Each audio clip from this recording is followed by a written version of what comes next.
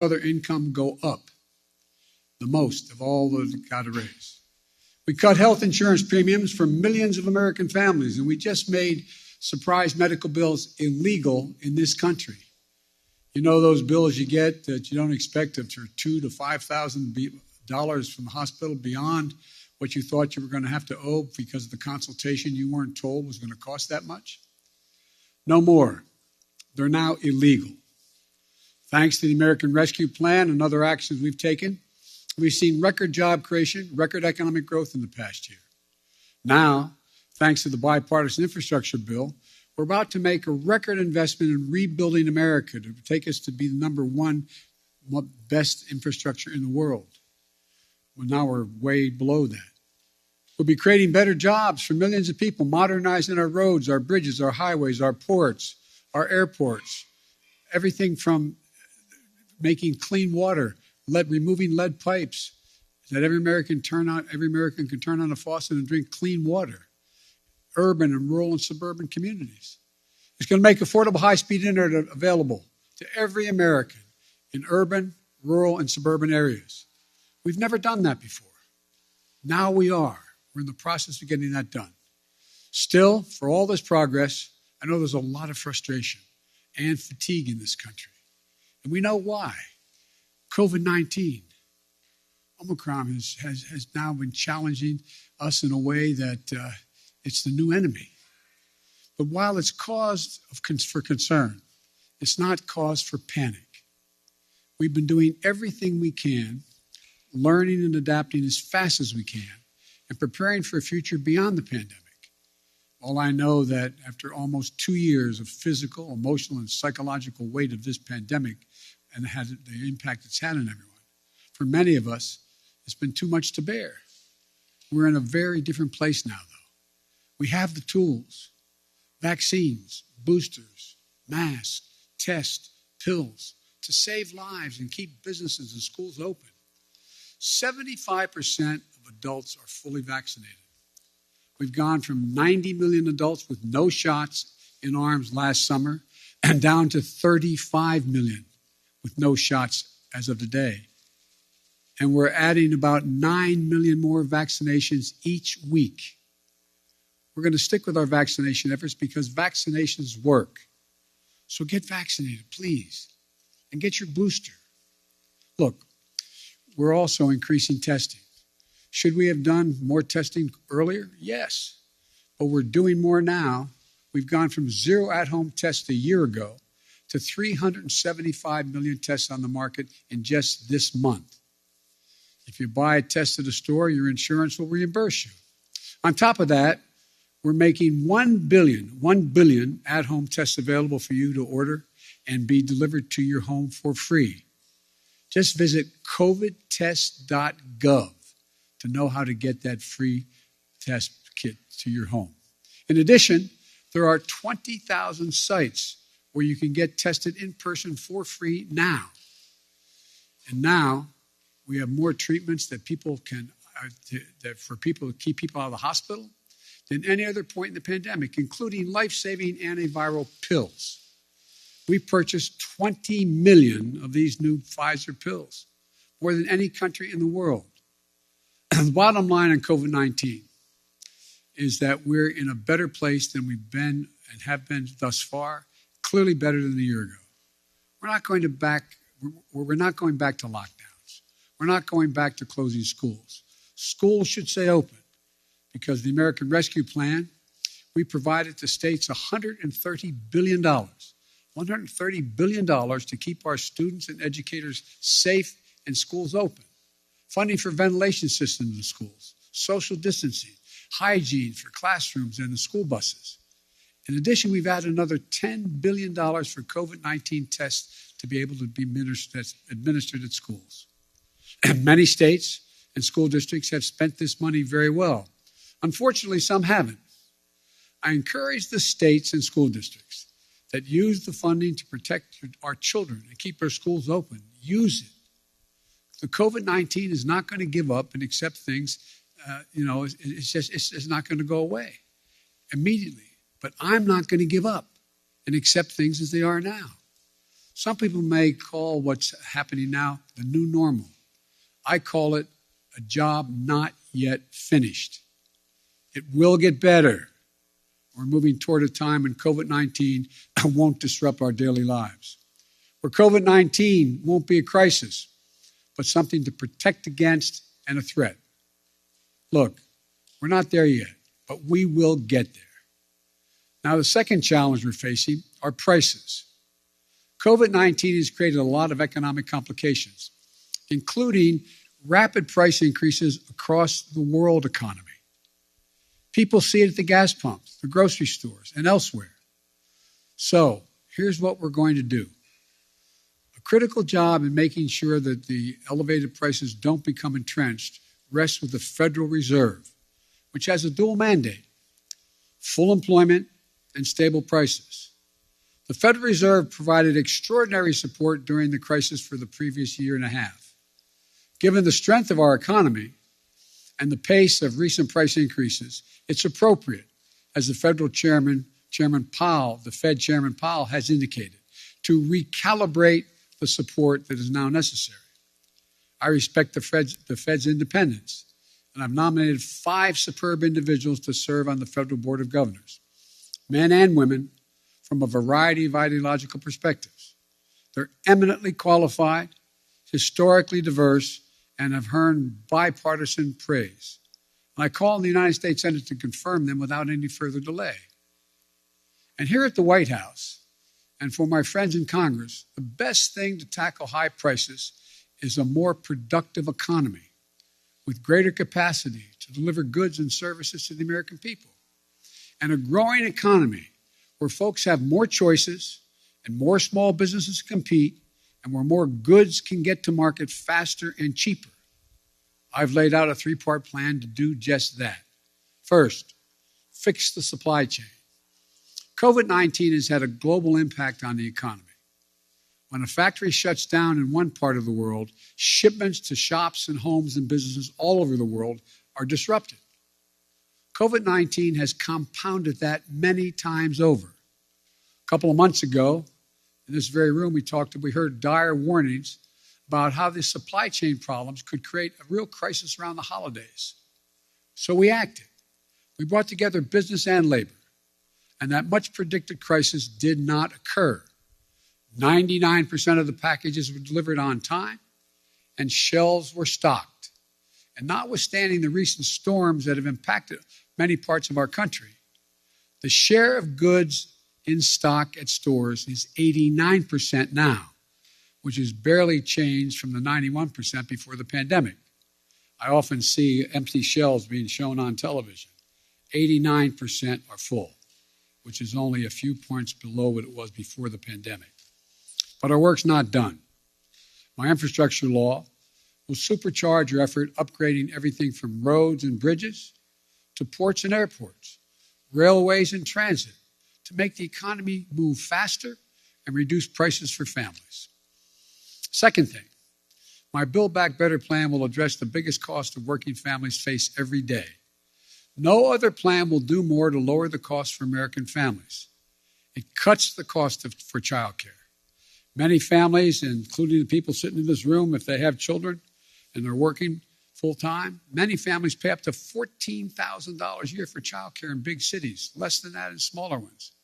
My plan cuts that in half.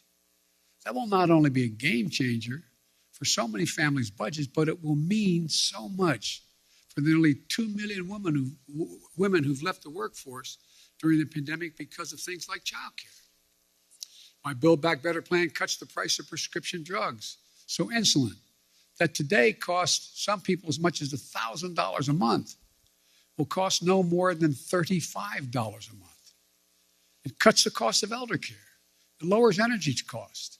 And it will do all this without raising a single penny in taxes on people making under $400,000 a year or raising the deficit. In fact, my plan cuts the deficit and it boosts the economy by getting more people into the workforce. That's why 17 Nobel Prize winners for economics say it will ease long-term inflationary pressure. The bottom line If price increases are what you're worried about, the best answer is my Build Back Better plan. Third thing we're going to do, promote competition. Look, in too many industries, a handful of giant companies dominate the market in sectors like meat processing, railroad, shipping, and other areas. This isn't a new issue. It's not been the reason we've had high inflation today. It's not the only reason. It's been happening for a decade. But over time, it has reduced competition, squeezed out small businesses and farmers, ranchers, and increased the price for consumers. We end up with an industry like the meat processing industry, where 4 big companies dominate the markets. Pay ranchers less for their cattle they grow, charge consumers more for beef, hamburger meat, whatever they're buying. Prices are up. Look, I'm a capitalist, but capitalism without competition is not capitalism. It's exploitation. So I signed an executive order to tackle unfair competition in our economy, and we're going to continue to enforce it, along with working with Congress where we can. I'll close with this. We have faced some of the biggest challenges that we've ever faced in this country these past few years. Challenges to our public health, challenges to our economy. But we're getting through it. And not only are we getting through it, we're laying the foundation for a future where America wins the 21st century by creating jobs at a record pace. Now we need to get inflation under control. We have developed an extraordinarily effective booster shots and antiviral pills. Now we need to finish the job to get COVID-19 under control. I've long said it's never been a good bet to bet against the American people or America. I believe that more than ever today. We've seen the grit and determination of the American people this past year. But the best days of this country are still ahead of us, not behind us. Now, I'm happy to take questions. Yes. Thank you, Mr. President. I know some of my colleagues will get into some specific issues, but I wanted to zoom out on your first year in office. Inflation is up. Your signature domestic legislation is stalled in Congress. In a few hours from now, the Senate, an effort in the Senate to deal with voting rights and voting reform legislation is going to fail. COVID-19 is still taking the lives of 1,500 Americans every day, and the nation's divisions are just as raw as they were a year ago. Did you overpromise to the American public what you could achieve in your first year in office, and how do you plan to course correct going forward? Why are you such an optimist? Look, I didn't overpromise, but I have probably outperformed what anybody thought would happen. The fact of the matter is that we're in a situation where we have made enormous progress. You mentioned the number of deaths from COVID. Well, it was 3 times that not long ago. It's coming down. Everything's changing. It's getting better. Look, I didn't overpromise, but I think if you take a look at what we've been able to do, you'd have to acknowledge we made enormous progress. But one of the things that I think is something that, one thing I haven't been able to do so far is get my Republican friends to get in the game of making things better in this country. For example, I was reading the other day, and I wrote the quote down so I don't misquote him. A quote from Senator Sununu when he decided that he wasn't going, Governor Sununu, when he decided he wasn't going to run for the Senate in New Hampshire. Here's what he said. They were all, for the most part, content with the speed at which they weren't doing anything. It was very clear that we just had to hold the line for 2 years. Okay, so I'm just going to be a roadblock for the next 2 years? That's not what I do, Sununu said. He went on to say it bothered me that they were okay with that. Then he goes on to say, I said, okay, so we're not going to get stuff done if we win the White House back. Why didn't we do anything in 2017 and 2018? And then he said, how the Republican Sununu spoke to answer the challenge? He said, crickets, yeah, crickets. They had no answer. I did not anticipate that there'd be such a stalwart effort to make sure that the most important thing was that President Biden didn't get anything done. Think about this. What are Republicans for? What are they for? Name me one thing they're for. And so the problem here is that I think what I have to do in the change in tactic, if you will, I have to make clear to the American people what we are for. We've passed a lot. We passed a lot of things that people don't even understand what's all that's in it, understandably. Remember when we passed the Affordable Care Act and everybody thought that, it really was getting pummeled and beaten. And it wasn't until after we were out of office in that next campaign, when that off-year campaign, and I wasn't in office anymore. We went in a whole bunch of districts campaigning for Democrats and Republican districts who said they wanted to do away with health care, with Obamacare. And I started pointing out that if you did that, pre-existing conditions would no longer be covered. And they said, huh? We didn't know that. We didn't know that. And guess what? We won over 38 seats because we had explained to the people exactly what, in fact, had passed. Now, one of the things that I remember saying, and I'll end this, I remember saying to President Obama when he passed the Affordable Care Act, I said, you ought to take a victory lap. And he said, there's so many things going on, we don't have time to take a victory lap. As a consequence, no one knew what the detail of the legislation was. They don't know a lot of the detail of what we pass. So the difference is I'm going to be out on the road a lot, making the case around the country with my colleagues who are up for re-election and others, making the case of what we did do and what we want to do, what we need to do. And so I don't think I've overpromised at all, and I'm going to stay on this track. One of the things that I remember, and I'll end this, I was talking with, Jim Clyburn, who was a great help to me in the campaign in South Carolina. And Jim said, and when he endorsed me, and there was a clip on television in the last couple of days of Jim, and it said that we want to make things accessible and affordable for all Americans. That's health care. That's education. That's prescription drugs. That's making sure you have access to all the things that everybody else has. We can afford to do that. We can't afford not to do it. So I tell my Republican friends, here I come. This is going to be about what are you for? What are you for? And I'll lay out what we're for.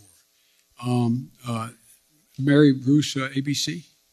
Thank you, Mr. President. You mentioned your Republican colleagues, but right now your top two legislative priorities, your social spending package and voting rights legislation, are stalled, blocked by your own party after months of negotiation. You are only guaranteed control of Washington for one more year before the midterms. Do you need to be more realistic and scale down these priorities in order to get something passed? No, I don't think so. When you say more realistic, I think it's extremely realistic to say to people, because let me back up. You all really know the politics of this country and your networks and others. You spend a lot of time, which I'm glad you do, polling this data, determining what the American people's attitudes are, et cetera. The American people overwhelmingly agree with me on prescription drugs. They overwhelmingly agree with me on the cost of education. They overwhelmingly agree with me on early education. They overwhelmingly go on the list on child care. And so we just have to make the case of what we're for and what the other team's not for. Look, we knew all along that a lot of this was going to be an uphill fight. And one of the ways to do this is to make sure we make the contrast as clear as we can. And one of the things that I think is we're going to have to do is just make the case. I don't think there's anything unrealistic about what we're asking for. I'm not asking for castles in the sky. I'm asking for practical things the American people have been asking for a long time. A long time. And I think we can get it done. You're not going to scale down any of these priorities. But so far, that strategy isn't working. You haven't been able to get some of these big legislative ticket items done. I got two real big ones done, bigger than any president has ever gotten in the first year. But currently, Mr. President, your spending package, voting rights legislation, they're not going anywhere. So That's true. Is there anything that you are confident you can get signed into law before the midterm elections? Yes, I'm confident we can get pieces, big chunks of the Build Back Better law signed into law. And I'm confident that we can take the case to the American people that the people they should be voting for who are going to oversee whether the elections, in fact, are legit or not, should not be those who are being put up by the Republicans to determine that they're going to be able to change the outcome of the election. So whether or not we can actually get an election. And by the way, I haven't given up. We haven't finished the vote yet on what's going on voting rights and the John Lewis bill and others. But so, look, this is. I've been engaged a long time in public policy, and I don't know many things that have been done in one fell swoop. And so I think the most important thing to do is try to inform, not educate, inform the public of what's at stake in stark terms, and let them make judgments and let them know who's for them and who's against them, who's there and who's not there, and make that the case. And that's what I'm going to be spending my time doing in this off-year election. You mentioned Republicans and reaching out to them. Some Republicans who may be open to major changes on voting rights, for instance, like Mitt Romney, he says he never even received a phone call from this White House. Why not? I like Mitt. Look, Mitt Romney's a straight guy.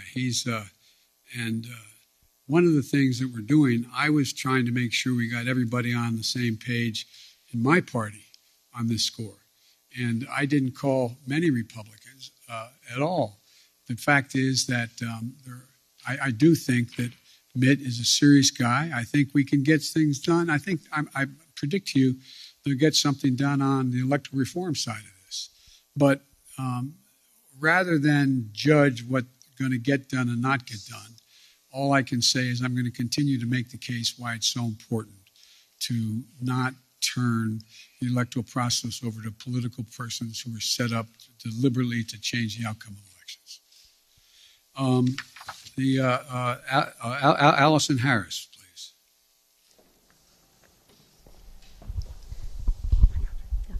Thank you, Mr. President. Speaking of voting rights legislation, if this isn't passed, do you still believe the upcoming election will be fairly conducted and its results will be legitimate? Well, it all depends on whether or not we're able to make the case to the American people that some of this is being set up to try to alter the outcome of the election. And it's one thing, look, maybe I'm just being too much of an optimist. Remember how we thought not that many people were going to show up to vote in the middle of a pandemic? We had the highest voter turnout in the history of the United States of America. Well, I think if, in fact, no matter how hard they make it for minorities to vote, I think you're going to see them willing to stand in line and defy the attempt to keep them from being able to vote. I think you're going to see the people we're trying to keep from being able to show up, showing up and making the sacrifice that needs to be made in order to change the law back to what it should be. But it's going to be difficult. I make no bones about that. It's going to be difficult. But we're not there yet. We've not run out of options yet, and we'll see how this moves. And on Omicron and education, teachers are in revolt in so many places. Parents are at odds over closing schools and remote learning. You say we're not going to go back to closing schools. You said that just moments ago, yet they're closing in some areas. What do you say to those teachers and principals and parents about school closings, and what can your administration do to help make up for learning loss for students? First of all, I'd put in perspective the question you asked. Very few schools are closing. Over 95% are still open. So you all phrase the questions when people, I don't think it's deliberate on your part, but you phrase the question when anybody watches this on television. My God, there must be, all those schools must be closing. What are we going to do? 95% are still open, number one. Number two, the idea that parents don't think it's important for their children to be in school, and teachers know it as well. That's why we made sure that we had the ability to provide the funding through the Recovery Act, through the act that the first act we passed, to be able to make sure schools were able to be safe. So we have new ventilation systems available for them. We have the way they scrub down laboratories and I mean the laboratories kids go to the bathroom, cafeterias, buses, etc. All that money's there. There's billions of dollars made available. That's there. Not every school district has used it as well as it should be used, but it's there. And so, in addition to that, there is now another $10 billion for testing of students in the schools. So I think as time goes on, it's much more likely you're going to see that number go back up from 95%, back up to 98, 99%. But the outfit, the individuals of the district that says we're not going to be open is always going to get, and I'm not being critical of any of you, it's always going to get front page. It's always going to be the top of the news. But let's put it in perspective. 95, as high as 98% of the schools in America are open, functioning, and capable of doing the job. How about Jen Epstein, Bloomberg? Mr. President, thank you. Your top foreign policy advisors have warned that Russia is now ready to attack Ukraine, but there's still little unity among European allies about what a package of sanctions against Moscow would look like.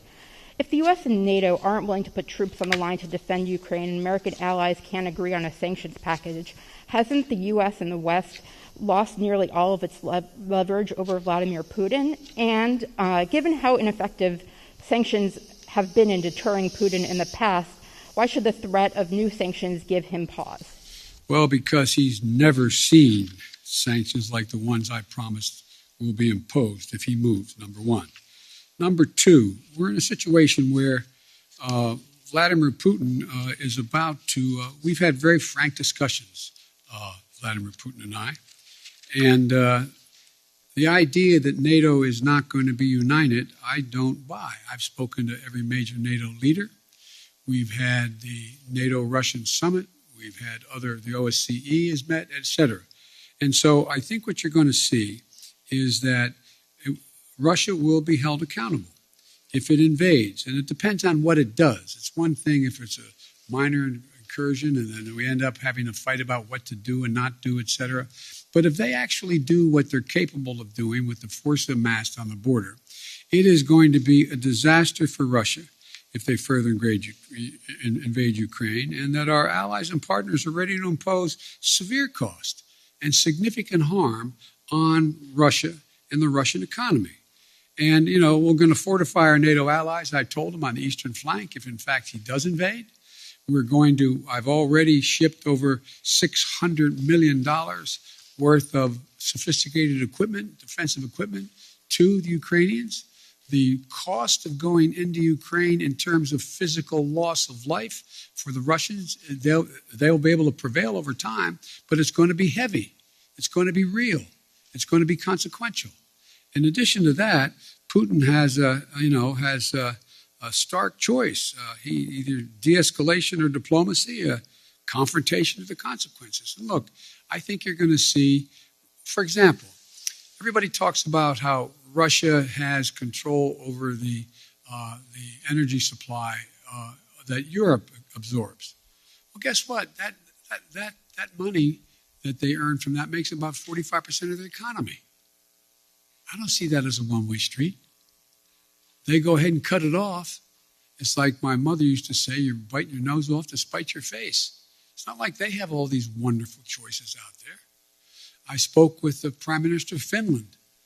And, we're talking about concern on the part of Finland and Sweden about what Russia is doing. The last thing that Russia needs is Finland deciding to change its status. They didn't say they're going to do that, but they're talking about what, in fact, is going on and how outrageous Russia is being. We're finding ourselves in a position where I believe you'll see that there'll be severe economic consequences. For example, anything that involves dollar denominations, if they invade, they're going to pay. Their banks will not be able to deal in dollars. So there's a lot's going to happen. But here's the thing. My conversation with Putin, and we've been, how can we say it? We have no problem understanding one another. He has no problem understanding me, nor me him. And the direct conversations were, I pointed out, I said, you've occupied before other countries, but the price has been extremely high.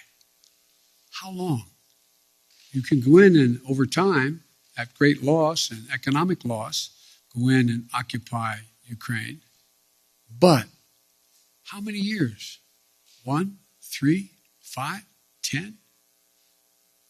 What is that going to take? What toll does that take? It's real. It's consequential. So this is not all just a cakewalk for Russia. Militarily, they have overwhelming superiority as it relates to Ukraine.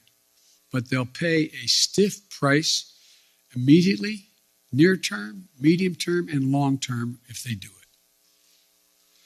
I'm sorry. Okay. David Sanger, New York Times.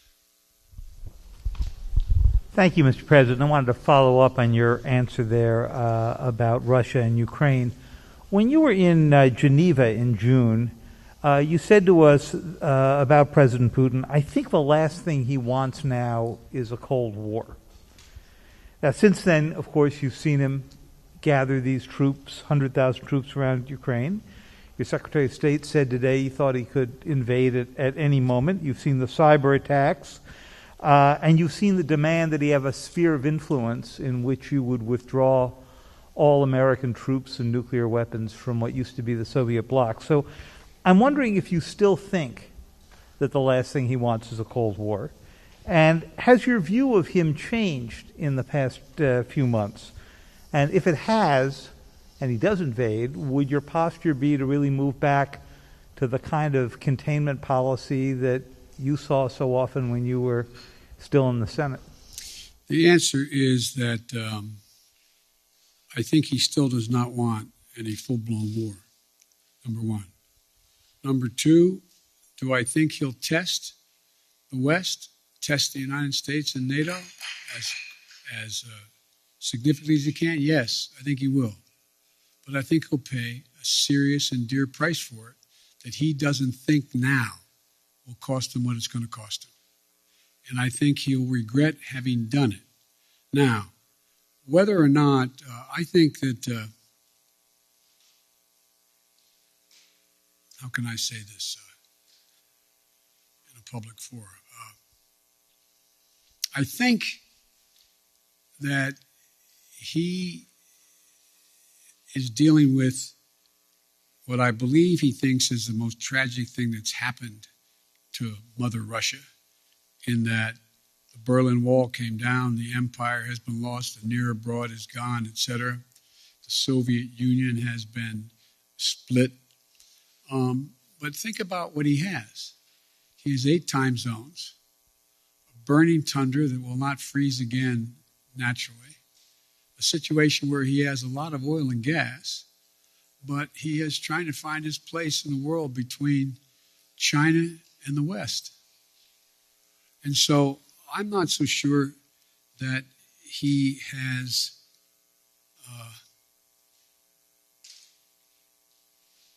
David, I'm not so sure he is certain what he's going to do.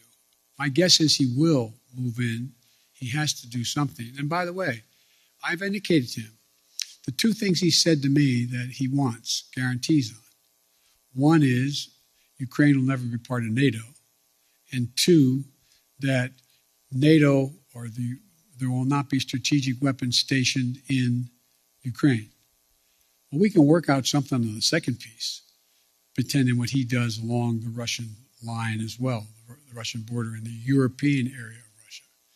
On the first piece, we have a number of treaties internationally and in Europe that suggest that you get to choose who you want to be with.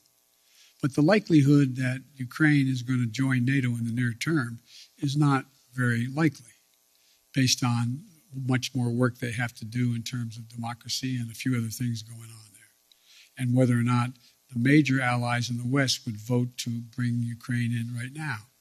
So there's room to work if he wants to do that.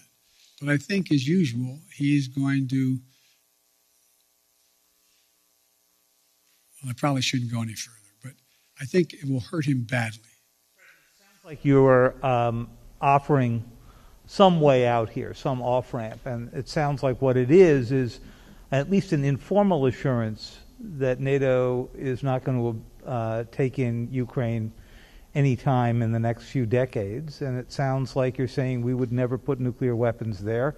He also wants us to move all of our nuclear weapons out of Europe and not have troops rotating through the old Soviet bloc. Do you think there's space for there as well? No, there's not space for that. We won't permanently station, but the idea we're going to actually increase troop presence in Poland or Romania, et cetera, if in fact he moves. Because we have a sacred obligation in Article 5 to defend those countries. They are part of NATO. We don't have that obligation relative to Ukraine, although we have great concern about what happens in Ukraine. Thank you. Maureen, USA Today. Thank you, Mr. President. I wanted to follow up on your comment on Build Back Better and also ask you a question about the pandemic. You said that you're confident you can pass big chunks of Build Back Better this year. Does that wording mean that you are thinking about, you're looking at breaking the package up into individual portions? And then on the pandemic, now that the Supreme Court has blocked the vaccination or test rule for larger businesses, are you reconsidering whether to require vaccines for domestic flights as a way to boost vaccination rates? No, look, first of all, on the last part of the question, the Supreme Court decision, I think, was a mistake, but you still see thousands and thousands of people who work for major corporations having to be tested as a consequence of the decision made by the corporation, not by the standard ISET that is there. I think you'll see that increase, not decrease, number one. What was the first part of your question?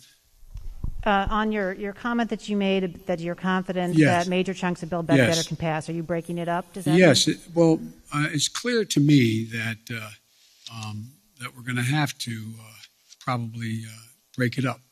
I think that we can get, and I've been talking to a number of my colleagues on the Hill, I think it's clear that we would be able to get support for the $500+ billion for energy and the environmental issues that are there, number one.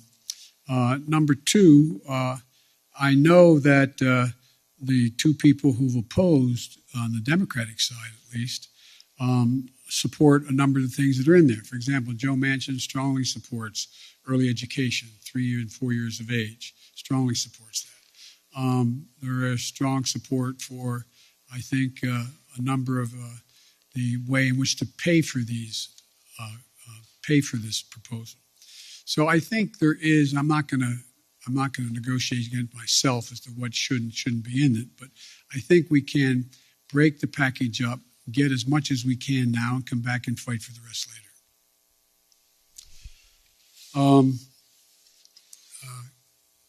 Ken, Wall Street Journal, Ken Thomas. Thank you, Mr. President. I wanted to ask you about the economy. As you said earlier, Americans are feeling the squeeze of inflation. Oil prices have been at about a 7-year high recently.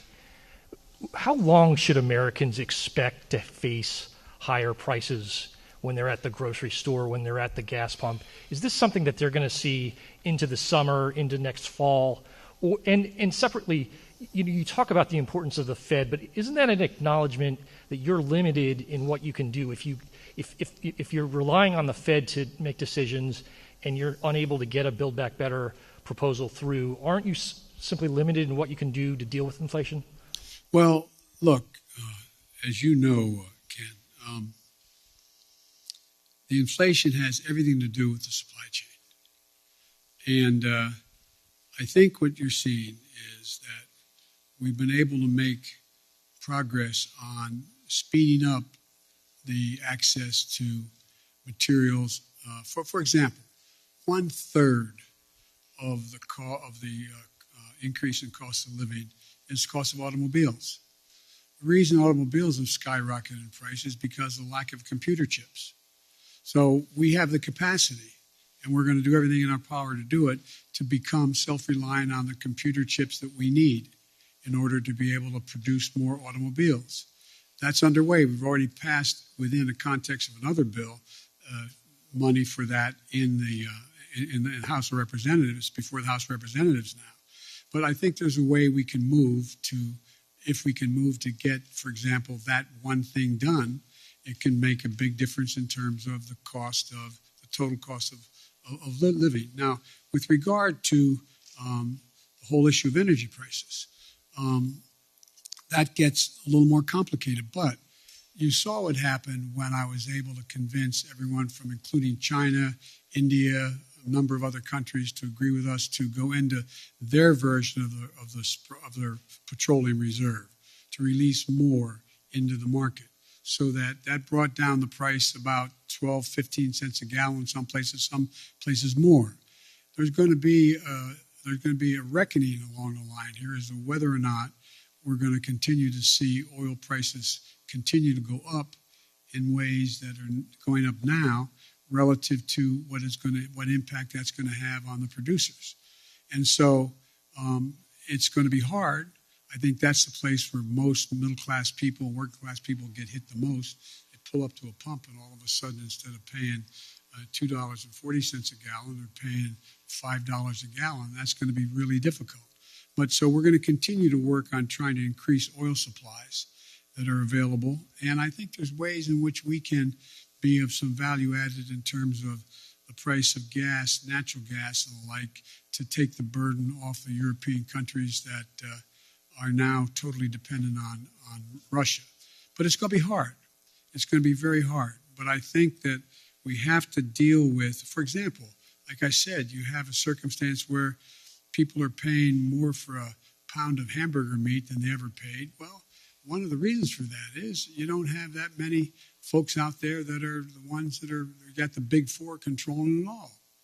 And so you're going to see more and more, we're going to move on this competition piece to allow more and more smaller operations to come in and be able to engage in buying and providing the access to much cheaper meat than exists now. But it's going to be a haul. Now, and I assume the reason you said if I can't get Build Back Better relates to what those 17 Nobel laureate economists said, that if in fact we could pass it, it would actually lower the impact on inflation, reduce inflation over time, et cetera. So there's a lot we have to do. It's not going to be easy, but I think we can get it done. But it's going to be painful for a lot of people in the meantime. That's why the single best way to take the burden off middle class and working class folks is to pass the Build Back Better piece that are things that they're paying a lot of money for now. If you get to trade off higher gases, you're putting up with higher price of hamburgers and gas versus whether or not you're going to be able to pay for education and or child care and the like. I think most people would make the trade. Their bottom line would be better in middle-class households. But it's going to be hard, and it's going to take a lot of work. Well, sir, you mentioned China. Do you think the time has come to begin lifting some of the tariffs on Chinese imports, or is there a need for China to make due on some of its commitments in the Phase 1 agreement? Some business groups would like you to begin lifting up those tariffs on China. Well, I know that, and that's why my trade rep is working on that right now. The answer is uncertain. It's uncertain. I'd like to be able to be in a position where I could say they're meeting the commitments or more of their commitments and be able to lift some of it. But we're not there yet. Nancy, CBS.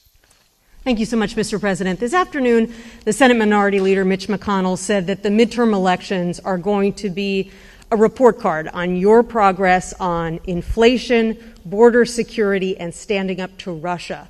Do you think that that's a fair way to look at it? And if so, how do you think that report card looks right now? I think the report card is going to look pretty good if that's where we're at. But look, the idea that Mitch has been very clear. He's going to do anything to prevent Biden from being a success. I get on with Mitch. I actually like Mitch McConnell. We like one another. But he has one straightforward objective.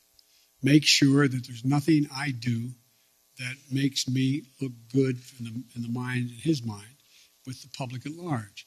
And that's okay. I'm a big boy. I've been here before. But the fact is that I think that I'm happy to debate and have a referendum on how I handle the economy, whether or not I've made progress on. Look, again, how can I'm taking too long answering your questions. I apologize.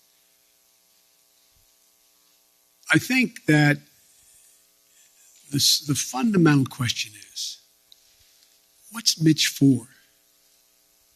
What's he for on immigration? What's he for?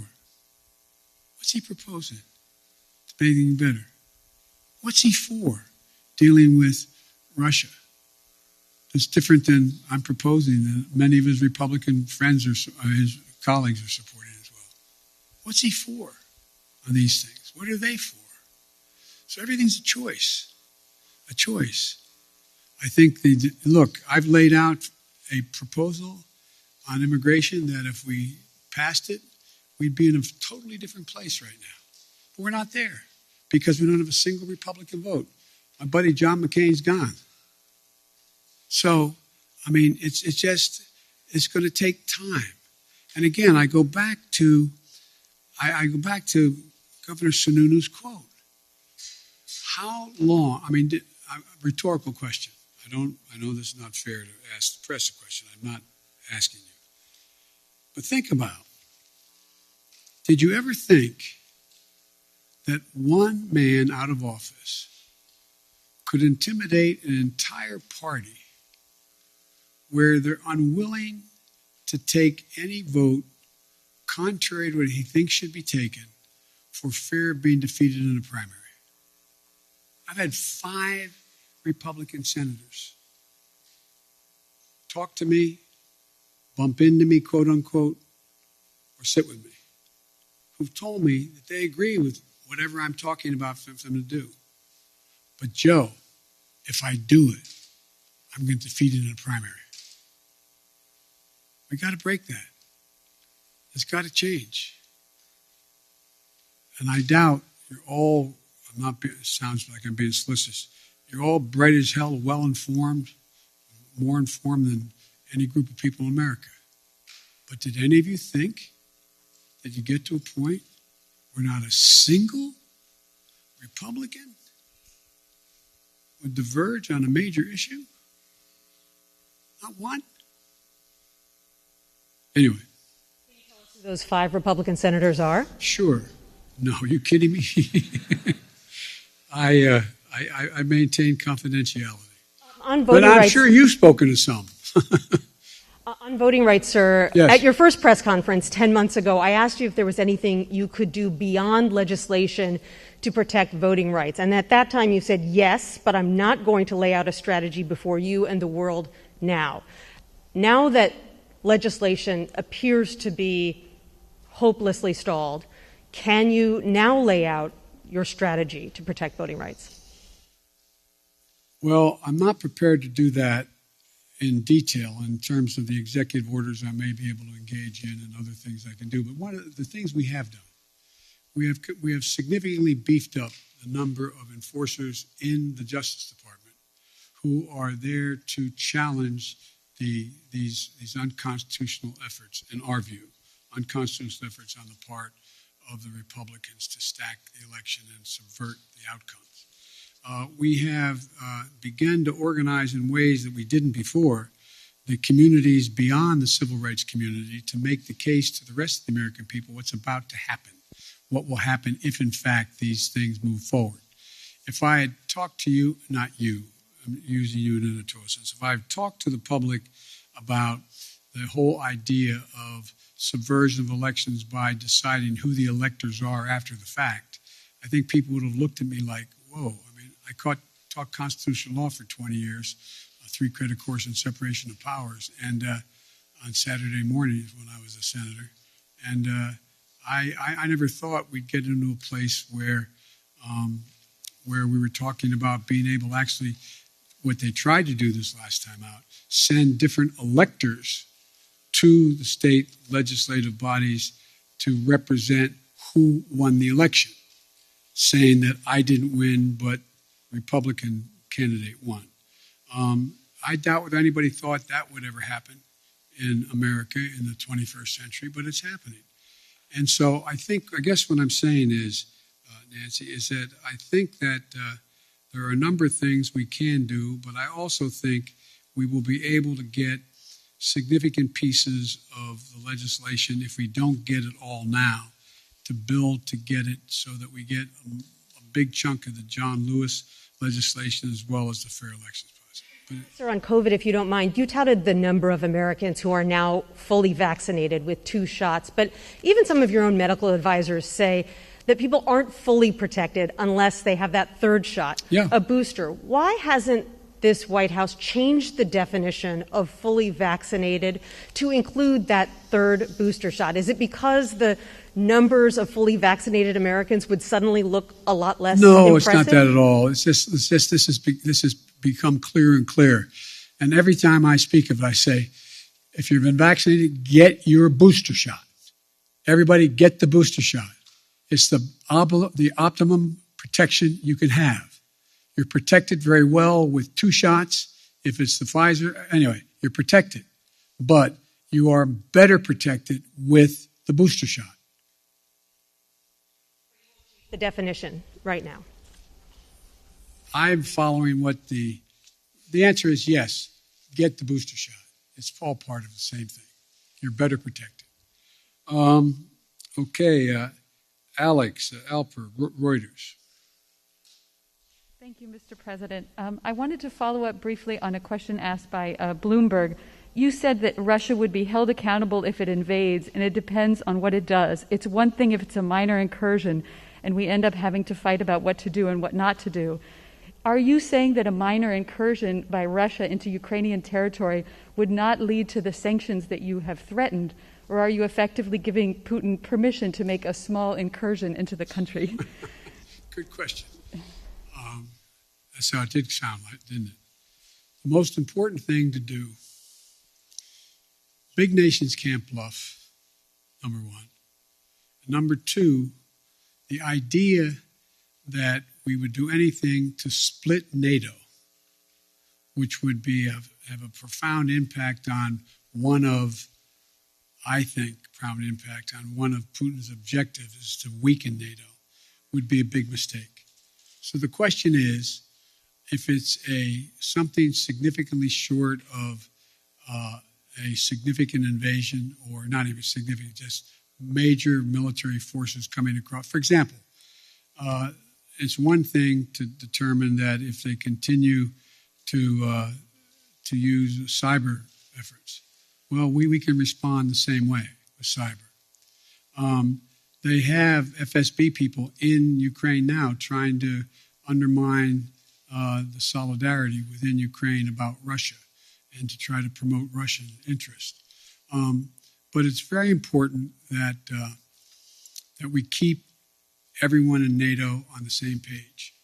And that's what I'm spending a lot of time doing. And there are differences. There are differences in NATO as to what countries are willing to do depending on what happens, the degree to which they're able to go. And I want to be clear with you. The serious imposition of sanctions relative to dollar transactions and other things are things that are going to have a negative impact on the United States, as well as a negative impact on the economies of Europe as well, a devastating impact on Russia. And so I got to make sure everybody's on the same page as we move along. I think we will if there's something where there's Russian forces crossing the border, killing Ukrainian fighters, etc. I think that changes everything. But it depends on what he does, as to actually what extent we're going to be able to get total unity on the NATO front. If I may ask a quick one on Iran, I just wanted to get your sense of whether the Vienna talks are making any progress, if you still think it's possible to reach a deal for both sides to resume compliance with the Iran nuclear deal, or if it's time to give up on that. Thank you. I'll do it in reverse. It's not time to give up. There is some progress being made. The P5+1 is on the same page, but it remains to be seen. Okay, Kristen, NBC. Very quickly on Russia, I do have a number of domestic policy issues, but on Russia very quickly, it seemed like you said that you have assessed, you feel as though he will move in. Has this administration, have you determined whether President Putin plans to invade or move into Ukraine, as you said? Look, the only thing I'm confident of is that decision is totally, solely, completely a Putin decision. Nobody else is going to make that decision. No one else is going to impact that decision. He's making that decision. And I suspect it matters which side of the bed he gets up on in the morning as to exactly what he's going to do. And I think it is not irrational, if he wanted to talk about dealing with strategic doctrine and dealing with force structures in Europe and in the European parts of Russia. But I don't know whether he's decided he wants to do that or not. So far, in the 3 meetings we've had, OSCE, and anyway, have not produced anything, because the impression I get from my Secretary of State, my National Security Advisor, and my other senior officials that are doing these meetings is that there's a question of whether the people they're talking to know what he is going to do. So the answer is, but based on a number of criteria as to what he could do. For example, for him to move in and occupy the whole country, particularly from the north, from Belarus, he's going to have to wait a little bit till the ground's frozen so he can cross. To move in a direction where he wants to talk about what's going. We're continuing to provide for defense capacities to the Ukrainians. We're talking about what's going on in both the Baltic and the Black Sea, et cetera. There's a whole range of things that I'm sure he's trying to calculate how quickly he can do what he wants to do and what does he want to do. But he's an informed individual. And I believe he's calculating what the immediate, the short term, and the near term, and the long term consequences of Russia will be. And I don't think he's made up his mind yet. I want to ask you about your domestic agenda. You've gotten a lot of questions about voting rights, Mr. President, but I want to ask you about black voters, one of your most loyal constituencies. Yep. I was in Congressman Clyburn's district yesterday in South Carolina. You opened this news conference talking about him. I spoke to a number of black voters who fought to get you elected, and now they feel as though you are not fighting hard enough for them and their priorities. And they told me they see this push on voting rights more as a last-minute PR push than it is a legitimate effort to get legislation passed. So what do you say to these black voters who say that you do not have their backs, as you promised on the campaign trail? I've had their back. I've had their back my entire career. I've never not had their back. And I started on the voting rights issues long, long ago. That's what got me involved in politics in the first place. And I think part of the problem is, look, there's significant disagreement in every community on whether or not the timing of assertions made by people has been in the most timely way. So I'm sure that there are those who are saying that why didn't Biden push John Lewis bill as hard as he pushed it the last month? Why didn't he push it 6 months ago as hard as he did now? The fact is that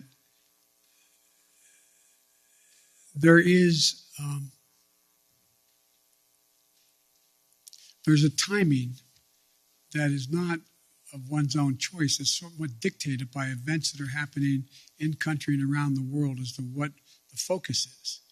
But part of the problem is, as well, I have not been out in the community nearly enough. I've been here an awful lot. I find myself in a situation where I don't get a chance to look people in the eye because of both COVID and things that are happening in Washington. to be able to go out and do the things that I've always been able to do pretty well. Connect with people. Let them take a measure of my sincerity. Let them take a measure of who I am. For example, I mean, as I pointed out in South Carolina, last time when I was chairman of the Judiciary Committee, I got the Voting Rights Act extended for 25 years, and I got Strom Thurmond to vote for it. That's what I've been doing my whole career. And so the idea that I didn't either anticipate or because I didn't speak to it as fervently as they want me to earlier. In the meantime, I was spending a lot of time, spent hours and hours and hours talking with my colleagues on the Democratic side, trying to get them to agree that if in fact this occurred, if this push continued, that they would be there for John Lewis. And anyway, so, but I think that's a problem that is my own making by not communicating as much as I should have. Yet you find that when you deal with members of the Black Caucus and others in the United States Congress, I still have very close working relationships. So it's like every community. I'm sure that there are those in the community, and I'm a big labor guy. I'm sure there's people in labor saying, why haven't I been able to do A, B, C, or D? So it's just going to take a little bit of time. You put Vice President Harris in charge of voting rights. Are you satisfied with her work on this issue? And can you guarantee, do you commit that she will be your running mate in 2024, provided that you run again? Yes and yes. Okay.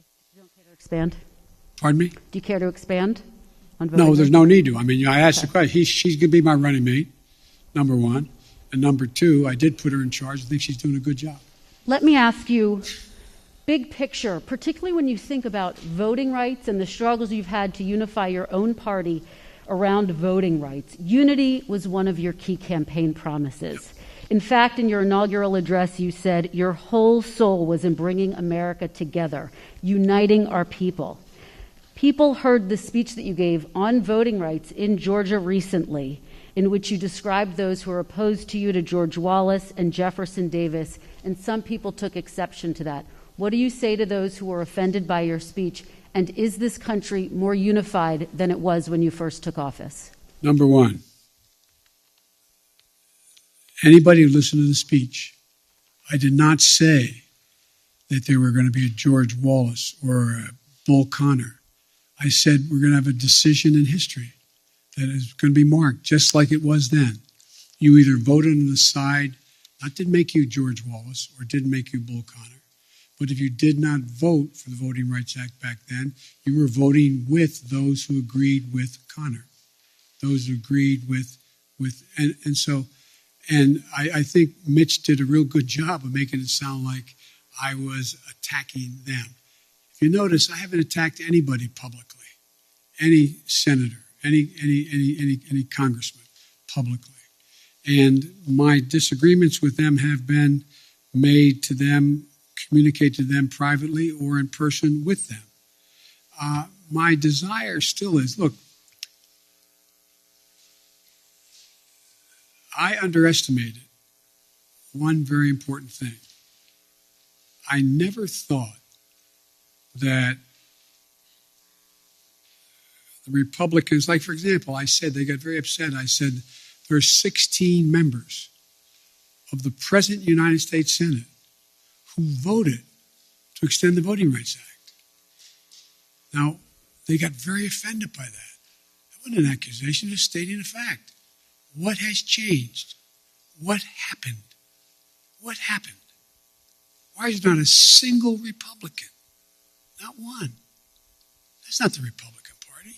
So that's not an attack. Is the country more unified than when you first took office? The answer is, based on some of the stuff we've got done, I'd say yes, but it's not nearly unified as it should be. Look, I still contend, and I know you'll have a right to judge me by this, I still contend that unless you can reach consensus in a democracy, you cannot sustain the democracy. And so this is a real test, whether or not my counterpart in China is right or not when he says autocracies are the only thing that are going to prevail because democracies take too long to make decisions and countries are too divided. I believe we're going through one of those inflection points in history that occurs every several generations or even more than that, even more time than that, where things are changing almost regardless of any particular policy. The world's changing in big ways. We're going to see, if you've heard me say this before, we're going to see more change in the next 10 years than we've seen in the last 50 years because of technology, because of fundamental alterations in alliances that are occurring not because of any one individual, just because of the nature of things. And so I think you're going to see an awful lot of transition. And the question is, can we keep up with it? Can we maintain the democratic institutions that we have, not just here, but around the world, to be able to generate democratic consensus on how to proceed? It's going to be hard. It's going to be hard, but it requires leadership to do it, and I'm not giving up on the prospect of being able to do that. Thank you.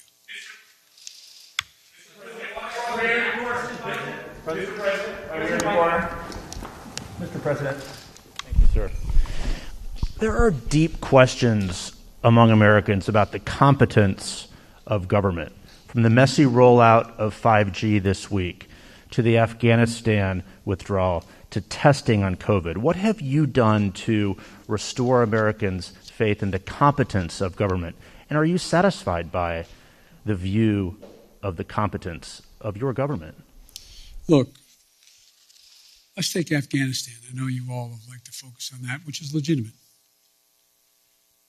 We were spending $1 trillion a week. $1 billion a week in Afghanistan for 20 years.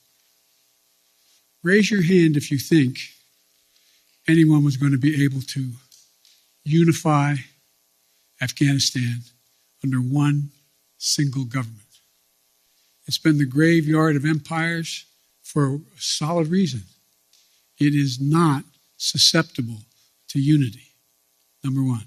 So, the question was, do I continue to spend that much money per week in the state of Afghanistan, knowing that the idea that being able to succeed, other than sending more body bags back home, is highly, highly unusual.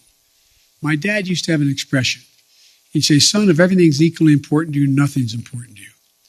There is no way to get out of Afghanistan after 20 years easily. Not possible, no matter when you did it. And I make no apologies for what I did. I have a great concern for the women and men who were blown up on the line at the airport by a terrorist attack against them. But the military will acknowledge, and I think you will, who know a lot about foreign policy, that had we stayed and I had not pulled those troops out, we would be asked to put somewhere between 20 and 50,000 more troops back in. Because the only reason more Americans weren't being killed than others is because the last president signed an agreement to get out by May the 1st. And so everything was copacetic. Had we not gotten out, and the acknowledgement is we'd be putting a lot more forces in. Now, do I feel badly what's happening as a consequence of the incompetence of the Taliban? Yes, I do. But I feel badly also about the fistulas that are taking place in eastern Congo. I feel badly about a whole range of things around the world that we can't solve every problem. And so I don't view that as a competence issue. The issue of whether or not there's competence in terms of whether or not we're dealing with 5G or not, we don't deal with 5G. The fact is that you had two private enterprises, that had one promoting 5G and the other one are airlines. They're private enterprises. They have government regulation, admittedly. And so what I've done is pushed as hard as I can to have 5G folks hold up and abide by what was being requested by the airlines until they could more modernize over the years, so that 5G would not interfere with the potential of the landing. So any 5G tower within a certain number of miles from the airport should not be operative. And so I understand, but anything that happens that's consequential is viewed as the government's responsibility. I get that. Am I satisfied with the way in which we have dealt with COVID and all the things that go along with that? Yeah, I am satisfied. I think we've done remarkably well. The idea that on testing we should have done it quicker, but we've done remarkable since then.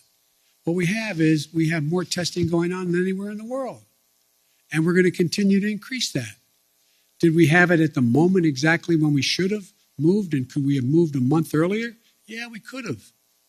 But with everything else that's going on, I don't view that as somehow a mark of incompetence. Look, think of what we did on COVID. When we were pushing on AstraZeneca to provide more vaccines, well, guess what? They didn't have the machinery to be able to do it. So I physically went to Michigan, stood there in a factory with the head of AstraZeneca, and said, we'll provide the machinery for you. This is what we'll do. We'll help you do it so that you can produce this vaccine more rapidly. I think that's pretty hands-on stuff. We also said right now, when the hospitalizations are overrunning hospitals and you have docs and nurses out because of COVID, they have COVID. We put thousands of people back in those hospitals. Look at all the military personnel we have there. First responders. Nobody has ever organized a strategic operation to get as many shots in arms by opening clinics and being able to get so many people vaccinated. What I'm doing now is not just getting significant amounts of vaccines to the rest of the world, but they now need the mechanical way is how they get shots in arms. So we're providing them to know how to do that. Now, should everybody in America know that? No, I don't necessarily know that. They're just trying to figure out how to put 3 squares on the table and stay safe. But so I do think the place where I was a little disappointed, I wish we could have written it differently, is when we did the legislation to provide the funding for COVID and the money we provided for the states to be able to deal with keeping schools open. Some of them didn't do a very good job. Some are still holding the money. I don't have the authority to do anything about that. I think that's not particularly competent. There's things that could and should have been done. They could have moved faster. So I understand the frustration. I remember, I think it was, I forget which cabinet member saying to Barack Obama, where something was going on, and he said, well, you can be sure, Mr. President, of the millions of employees you have out there, somebody's screwing up right now. Somebody's screwing up. So, it's just but I think you have to look at things that we used to look at it on balance. What is the trajectory of the country? Is it moving in the right direction now? I don't know how we can say it's not. I understand the overwhelming frustration, fear, and concern with regard to inflation and COVID. I get it. But the idea, if I told you when we started, I told you what I'm going to do, first year I'm going to create over 6 million jobs. I'm going to get unemployment down to 3.9%. I'm going to generate, and I named it all. You'd look at me like you're nuts. Maybe I'm wrong. President, at least in our recent memory, with as much Washington experience as you entered this office with, but yet after we sit here for more than an hour, I'm not sure I've heard you say if you would do anything differently in the second year of your term. Do you plan to do anything differently? Yeah, look, the thing I have to do... Are you satisfied with your team here at the White House, sir? I'm satisfied with the team. There's 3 things I'm going to do differently now that I've gotten the critical crises out of the way in the sense of that movement, knowing exactly where we're going. Number one, I'm going to get out of this place more often. I'm going to go out and talk to the public. I'm going to do public fora. I'm going to interface with them. I'm going to make the cases of what we've already done, why it's important, and what what will happen if they support what else I want to do. Number two, I'm bringing in more and more now that I have time. I mean, literally, like you, I'm not complaining. It's, 12, 14 hours a day. No complaints. I really mean that sincerely. But now that certain of the big chunks have been put in place and we know the direction, I'm also going to be out there seeking the more advice of experts outside, from academia to editorial writers to think tanks, and I'm bringing them in, just like I did early on, bringing in presidential historians to get their perspective on what we should be doing, seeking more input, more information, more constructive criticism about what I should and shouldn't be doing. And the third thing that I'm going to be doing a lot more of is being in a situation where I'm able to I'm going to be deeply involved in these off-year elections.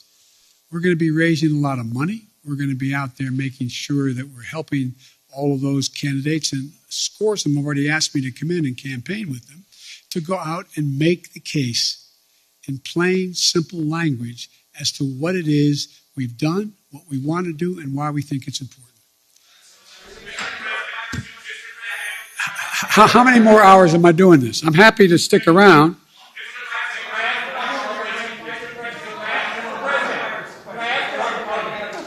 You always ask me the nicest questions. I know you do. All right. None of them make a lot of sense to me, but Well, let's try. Fire away. Come on. A new year. Why are you trying so hard in your first year to pull the country so far to the left? Well, I'm not. I don't know what you consider to be too far to the left. If in fact we're talking about making sure that we had the money for COVID, making sure we had the money to put together the bipartisan infrastructure, making sure we were able to provide for those things that in fact would significantly reduce the burden on working class people, but they have to continue to work hard. I don't know how that is pulling it to the left. If you may recall, you guys have been trying to convince me that I am Bernie Sanders. I'm not. I like him, but I'm not Bernie Sanders. I'm not a socialist. I'm a mainstream Democrat, and I have been. And mainstream Democrats have overrun me. If you notice, the 48 of the 50 Democrats supported me in the Senate on virtually everything I've asked. Yes, sir. I wanted to clarify. A moment ago, you were asked whether or not you believed that we would have free and fair elections in 2022 if some of these state legislatures reformed their voting protocols. You said that it depends. Do you think that they would in any way be illegitimate? Oh, yeah, I think it easily could be illegitimate. Imagine if, in fact, Trump has succeeded in convincing Pence to not count the votes. Imagine if... In regards to 2022, sir, the midterm elections. 2022. I mean, imagine if those attempts to say that the count was not legit. You have to recount it, and we're not going to count. We're going to discard the following votes. I mean, sure. I'm not saying it's going to be legit. It's the increase in the prospect of being illegitimate is a direct proportion to us not being able to get these reforms passed. But I don't think you're not going to see me, and I don't think you're going to see the Democratic Party give up on coming back at assuming that the attempt fails today. And then one more, sir.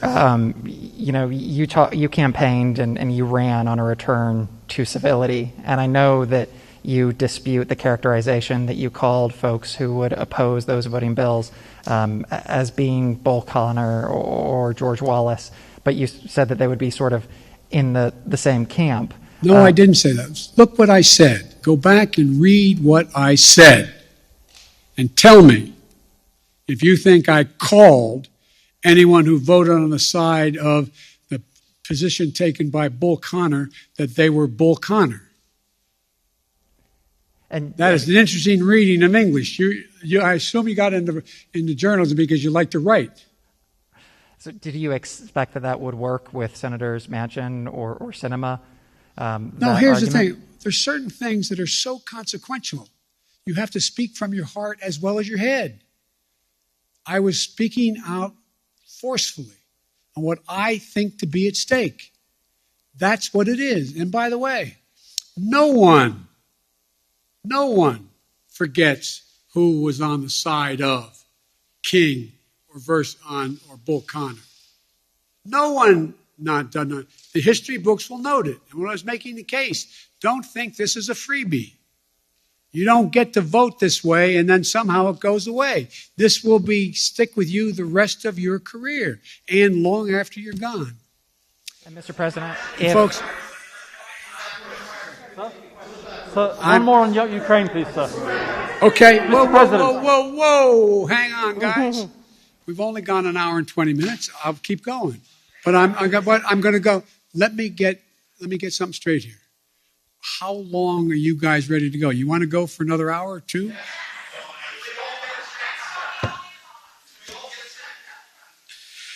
Okay. I'm going to go. I tell you what, folks. I'm going to go another 20 minutes till 1:15. Okay? Yes, sir. Thank you. I'll wait for the microphone. President Biden, on the I want to thank my communications staff for the great help here.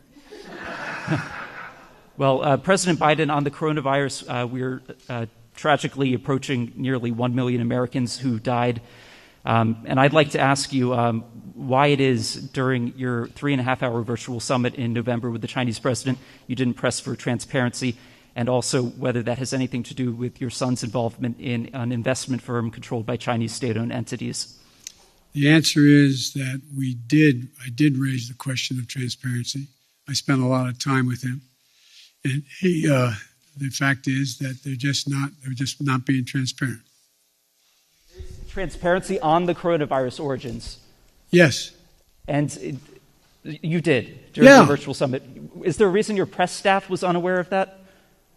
And what did you say to the Chinese president? And they weren't with me the entire time. Look, I made it clear that I thought that China had an obligation to be more forthcoming on exactly what the source of the virus was and where it came from. Yes. Mr. President, I would like to ask you about foreign policy. One of the first priority that you declared when you came to office was to end the war in Yemen, the catastrophic war in Yemen. You appointed a special envoy. Today, one of your allies, United Arab Emirates, is asking your administration to put back the Houthi rebels or militias back on the terror list. Are you going to do that? And how are you going to end the war in Yemen, sir? The answer is it's under consideration, and ending a war in Yemen takes the two parties to be involved to do it, and it's going to be very difficult. Yes. Thank you very much for this honor. James Rosen with Newsmax. I'd like to raise a delicate subject, but with utmost respect for your life accomplishments and the high office you hold. A poll released this morning by Politico Morning Consult found 49% of registered voters disagreeing with the statement, Joe Biden is mentally fit. Wow. Not even a majority of Democrats who responded strongly affirmed that statement.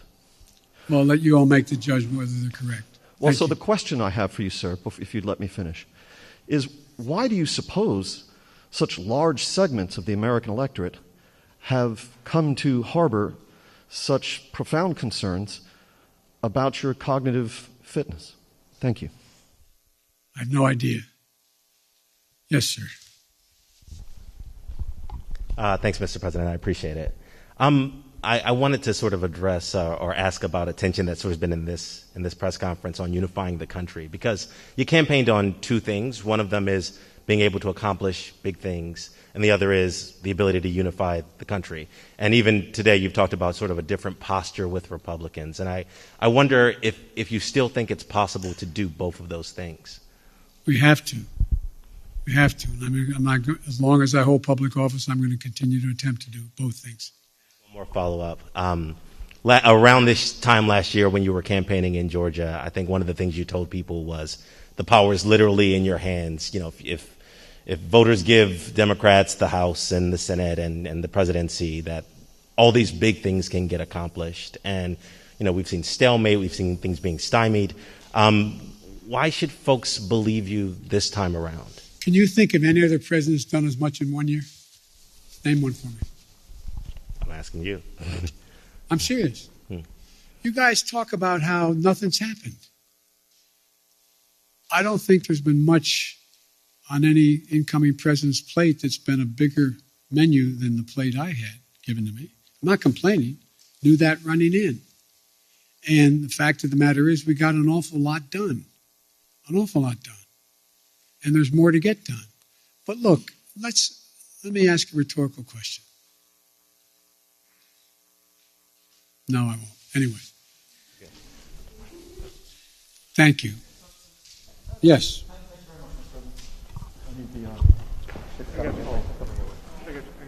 Be careful. Don't get hurt, man. No, I'm going to take care. Mr. President, thank you. Sebastian Smith from AFP. Another question on Ukraine. Ukraine borders 4 NATO member countries. How concerned are you concerned that a real conflagration in Ukraine, if the Russians really go in there, that it could suck in NATO countries that are on the border and you end up with an actual NATO-Russia confrontation of some kind? And secondly, are you entertaining the thought of a summit with Vladimir Putin as a way to perhaps try and put this whole thing to bed, address their concerns, and negotiate a way out of this? The last question, yes. When we talked about whether or not we'd pick the 3 meetings we talked about, and we talked about we would go from there if there was reason to go to a summit. We talked about a summit as being before the Ukraine item came up in terms of strategic doctrine and what the strategic relationship would be. So I still think that is a possibility, number one. Number two, I am very concerned. I'm very concerned that this could end up being, look, the only war that's worse than one that's intended is one that's unintended.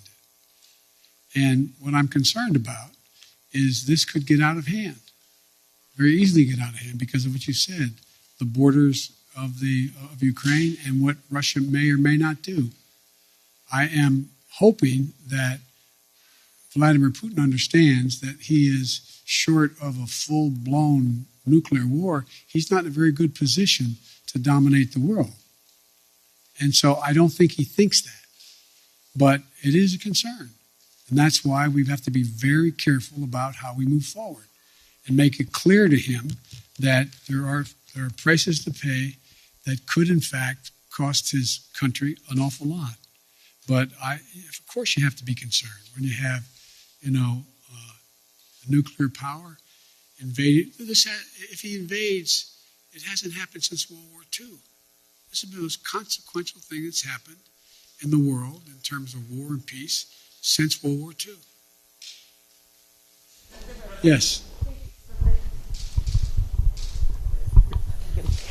Nearly 2 years have passed since the beginning of the global coronavirus outbreak, and you again today acknowledge that Americans are frustrated and they're tired.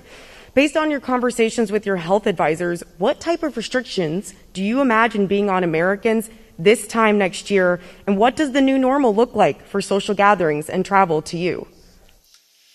Well, the answer is I hope the new normal will be that we don't still have 30-some million people not vaccinated.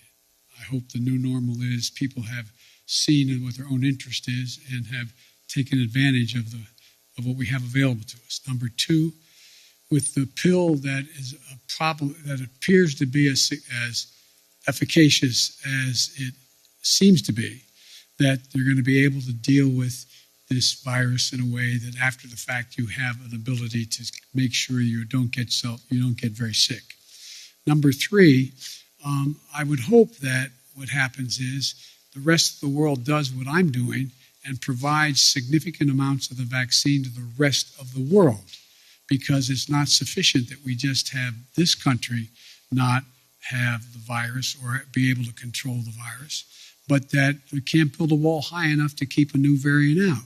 So it requires one of the things that I want to do, and we're contemplating figuring out how to do, we are contemplating how to get done, and that is, how do we move in a direction where the world itself is vaccinated? It's not enough just to vaccinate 340 million, fully vaccinate 340 million people in the United States.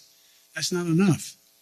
It's not enough to do it. We have to do it, and we have to do a lot more than we're doing now, and that's why we have continued to keep the commitment of providing vaccines and available cures for the rest of the world as well. And if I could, sir, and I should have said this before, Francesca Chambers-McClatchy, how do you plan to win back moderates and independents who cast a ballot for you in 2020, but polls indicate aren't happy with the way you're doing your job now? I don't believe the polls.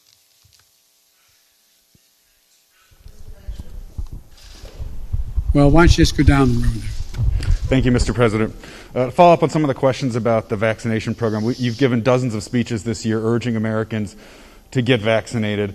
You've talked to reluctant Republicans. You've said it's people's patriotic duty. There have been very few mentions of the fact that young children under the age of 5, still in the third year of this pandemic in this country, don't have access to the vaccine. Can you speak to frustrated parents a little bit about why that continues to be the case and when that might change? Because the science hasn't reached the point where they're convinced that, in fact, it is safe. So that's what they're doing now. You could have asked me that. I got asked that question about 3 months ago about people between the ages of 7 and 12. Well, they got to the point where they felt secure in the number of tests they had done and the tests they had run, that it was safe. So it will come. It will come. But I'm not a scientist. I can't tell you when, but it is really very important that we get down to that next piece. One more follow-up on Build Back Better. When you said it's going to likely be broken up into chunks, you mentioned that the climate pieces seem to have broad support. You mentioned that Senator Manchin is a supporter of early child care. You left out the child tax credit, and I wonder if it's fair to read between the lines and assume that is a piece, given Senator Manchin's opposition to it, that the extension of that is likely one of those components that may have to wait until sometime down the line. There's two really big components that I feel strongly about that I'm not sure I can get in the package. One is the child care tax credit, and the other is help for cost of community colleges. They are massive things that I've run on, I care a great deal about, and I'm going to keep coming back at whatever floor I get to be able to try to get chunks or all of that done. Yes, sir. Next man next to you, left. Thank you, Mr. President. My name is Pedro Rojas. I'm with Univision National News.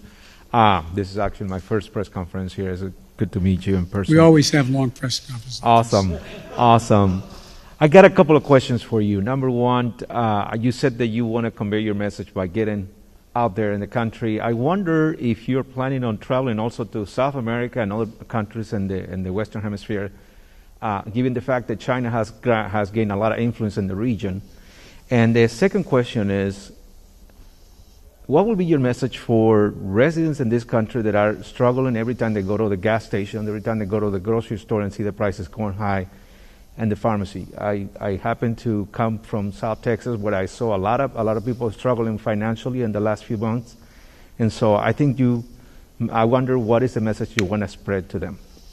Well, I tried to answer that 7 different ways today about how to deal with inflation. But let me answer the first question. I spent a lot of time in South America and in Latin America. When I was vice president, I spent the bulk of my 8 years basically in Europe and or in Latin America. I'm in contact with the leaders of the countries in South America. We're working closely with making sure that we do everything, for example, with to deal with helping the countries in question, particularly those in Central America, to be able to help them with their ability to deal with the people don't sit around in Guatemala and say, I got a great idea. Let's sell everything we have, give the money to a coyote, take us across a terribly dangerous trip up through Central America and up through Mexico and sneak us across the border, drop us in the desert. Won't that be fun? People leave because they have real problems. And one of the things I've done when I was a vice president, got support with, although I don't have much Republican support anymore, is provide billions of dollars to be able to say to those countries, why are people leaving? And how are you going to reform your own system? And that's what we've worked on a long time. It still needs a lot more work, and we're focusing on that. I also believe I've spent a lot of time talking about and dealing with policy having to do with Maduro, who is a little more than a dictator right now. And the same thing in Chile and not the same thing, but with Chile as well as Argentina. So look, I made a speech a while ago when I was vice president saying that if we were smart, we have an opportunity to make the Western Hemisphere a democratic hemisphere. And we were moving in the right direction under the last administration, the Obama-Biden administration. But so much damage was done as a consequence of the foreign policy decisions the last president made in Latin America, Central America, and South America, that we now have, when I call for a summit of the democracies, I call that, and a number of nations showed up for this summit of democracy. What is it that's going to allow us to generate? We've actually had a reduction in the number of democracies in the world. And it seems to me there's nothing more important. We used to talk about, when I was a kid in college, about America's backyard. It's not America's backyard. Everything south of the Mexican border is America's front yard. And we're equal people. We don't dictate what happens in any other part of this continent or the South American continent. We have to work very hard on it. But the trouble is we're having great difficulty making up for the mistakes that have been made the last 4 years, and it's going to take some time. Yes, gentleman in the back. And then I'll go to this side, okay? Thank you, Mr. President. Alexander Nazarian, Yahoo News. And thank you for holding this press conference. I hope there's more of them. Anytime you have extra 3 hours, we can do it. We'll stay for a couple more. You said you were surprised by Republican obstruction of your agenda, but didn't the GOP take exactly the same tactic when you were vice president to Barack Obama? So why did you think they would treat you any differently than they treated him? Well, first of all, they weren't nearly as obstructionist as they are now, number one. They stated that. But you had a number of Republicans we worked with closely. From John McCain, a number of Republicans we worked closely with. Even back in those days, Lindsey Graham. And so the difference here is there seems to be a desire to work with them. And I didn't say my agenda. I'm saying, what are they for? What is their agenda? They had an agenda back in the administration when the 8 years we were president and vice president. But I don't know what their agenda is now. What is it? The American public is outraged about the tax structure we have in America. What are they proposing to do about it? Anything? Have you heard anything? Anything. I haven't heard anything. The American public is outraged about the fact that we're the state of the environment, the vast majority of the public. What have they done to do anything to ameliorate the climate change that's occurring other than to deny it exists? So what I'm saying is the difference between then and now is not only the announcement that was made, anything to stop Barack Obama. I get that part. But what eventually happened, we were able to get some things done. We were able to work through some things. On the stuff that was really consequential in terms of ideologically divisive, it was a real fight. But I don't think there's a time when I wonder what would be the Republican platform right now. What do you think? What do you think their position on taxes are? What do you think their position on human rights is? What do you think their position is on whether or not we should what we should do about the cost of prescription drugs? What do you think? I mean, I honest to God don't know what they're for, yet I know a lot of these senators and congressmen, and I know they do have things they want to support, whether they're things I want or not. But you don't hear much about that. And every once in a while, when you hear something where there's a consensus, it's important but a small item, and it doesn't get much coverage at all where it occurs. I'm not mean coverage. I mean, there's not much discussion about it. So I just think it's a different, and I don't know that no matter how strongly one supports, as a Republican and or supports the former president of the United States, I don't know how we can't look at what happened on January 6th and think that's a problem. That's a real problem. One more question, Mr. President. By the way, it's a quarter of, guys, so I'm going to do this. If you answer me easy questions, I'll give you quick answers. There's an increasing concern, I think, among some Democrats that even if schools do continue to open, and I get that most of them are now open, Republicans will weaponize this narrative of you and other leading Democrats, allowing them to stay closed in the midterms next year. Obviously that issue has a lot of traction with suburban parents, as I think we saw in Virginia. I'm confused by the question. I'm sorry. Well, could school reopenings or closures become a potent midterm issue for Republicans to win back the suburbs? Oh, I think it could be, but I hope in God that look, maybe I'm kidding myself, but as time goes on, the voter who is just trying to figure out, as I said, how to take care of their family, put three squares on the table, stay safe, be able to pay their mortgage or their rent, etc., is becoming much more informed on the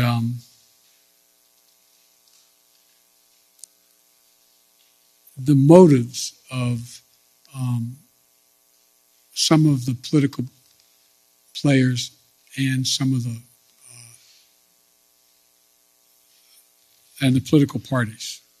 And I think that they are not going to be as susceptible to believing some of the outlandish things that have been said and continue to be said.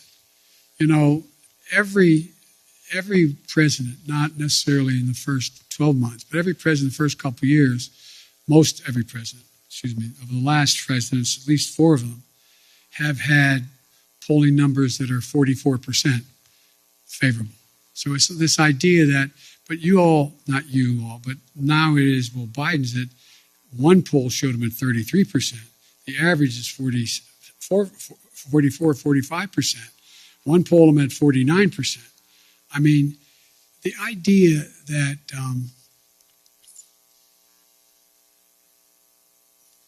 the American public are trying to sift their way through what's real and what's fake. And I don't think I've never seen a time when the political coverage, the choice of what political coverage the voter looks to has as much impact on as what they believe. They go to get reinforced in their views, whether it's MSNBC or whether it's Fox or whatever. I mean, and one of the things I find fascinating that's happening, and you all are dealing with it every day, and it will impact on how things move, is that a lot of the speculation in the polling data shows that the cables are heading south. They're losing viewership. No? Well, Fox is okay for a while, but it's not gaining. and a lot of the rest are predicted to be not very much in the mix in the next 4 to 5 years. I don't know whether that's true or not. But I do know that we have sort of put themselves in certain alleys. And they've decided that, how many people who watch MSNBC also watch Fox, other than they're a politician trying to find out what's going on in both places? How many people, again, I'm no expert in any of this, but the fact is, I think you have to acknowledge that what gets covered now is necessarily a little bit different than what gets covered in the past. I've had a couple, I shouldn't get into this, but the nature of the way things get covered has, in my observation over the years I've been involved in public life, changed. And it's changed because of everything from a thing called the internet.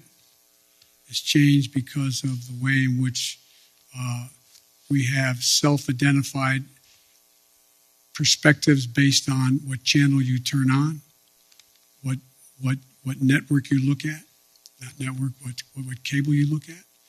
And it's never quite been like that. Anyway. On behalf of the Correspondents Association, thank you very much for standing for our questions. We hope the public has found it as enlightening as those of us in the room have. I want to ask you, sir, about one of the overriding... I can still stand. It's amazing. We appreciate it. We very much do. So the question I want to ask you gets to accountability, sir. On one of the top public concerns, of course, which is the coronavirus and the government's response to it, whether it's confusion over what style of mask to wear, when to test, how to test, where to test.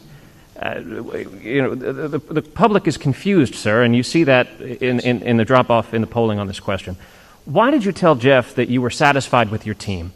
Why are you not willing to make or interested in making any changes, either at the CDC or other agencies, given the fact that the messages have been so confusing? Well, first of all, the messages, to the extent they've been confusing, is because the scientists, they're learning more. They're learning more about what's needed and what's not needed. And so the fact is that the one piece that has gotten a lot of attention is the communications capacity of the CDC. Well, she came along and said, look, I'm a scientist, and I'm learning. I'm learning how to deal with stating what is the case that we've observed. But look, I think that it's a little bit like saying, when we went through the whole issue of how to deal with polio and the polio shots, what was said in the beginning was, oh, no, it's changed a little bit. We moved this way or that way. Or when we dealt with anything else. I mean, this was a brand new virus, a brand new phenomenon. Some of it was deadly. Other was more communicable. This is an unfolding story. It's the nature of the way diseases spread. We're going to learn about it in a lot of other areas, not just COVID-19. And so I think, I look at it this way. Think about how astounding it was within the time frame that it took to be able to come up with a vaccine. You used to write about that. Pretty amazing how rapidly they came up with a vaccine that saved hundreds of thousands of lives. Did everything get right? No. And by the way, the idea whether anyway, I'm talking too much. Thank you, Mr. Yes, President. ma'am. I have two really simple questions, I promise. You campaigned on canceling $10,000 in student loans. Do you still plan to do so, and when? And then my second question is, now that you've clarified the Bull Connor comments, do you plan to reach out to Republicans like Mitt Romney to talk about reforming the Electoral Count Act? Yes, I'm happy to speak out. I've met with Rip. I've talked to Mitt on other occasions. And by the way, I reached out to the minority leader as well at the time that he made his speech. And so I have no reluctance to reach out to any Republican And anyone who, and I've made it clear, look, I've now had the opportunity to travel because of funerals and eulogies I've made and attended, and congressmen and senators have come along with me. I don't hold me to the number, but somewhere between 20 and 25 senators and congresspersons have traveled with me. And I find you should get the list of them and ask how we set for the 2, 3, 4, 5 hours that we've flown together, sit back in that conference table and talk to them. Ask them questions. They ask me questions. I learn a heck of a lot. But as president, you don't quite have that ability to do that as often as I'd like to be able to do it. And one of the things that I do think that has been made clear to me, speaking of polling, is the public doesn't want me to be the president's senator. They want me to be the president and let senators be senators. And so if I've made many mistakes, I'm sure. If I've made a mistake, I'm used to negotiating to get things done, and I've been, in the past, relatively successful at it in the United States Senate, even as vice president. But I think that role as president is a different role. Folks, it is now almost 6. With all due respect, I'm going to see you next conference, okay? Thank you. Thank you, Mr. President.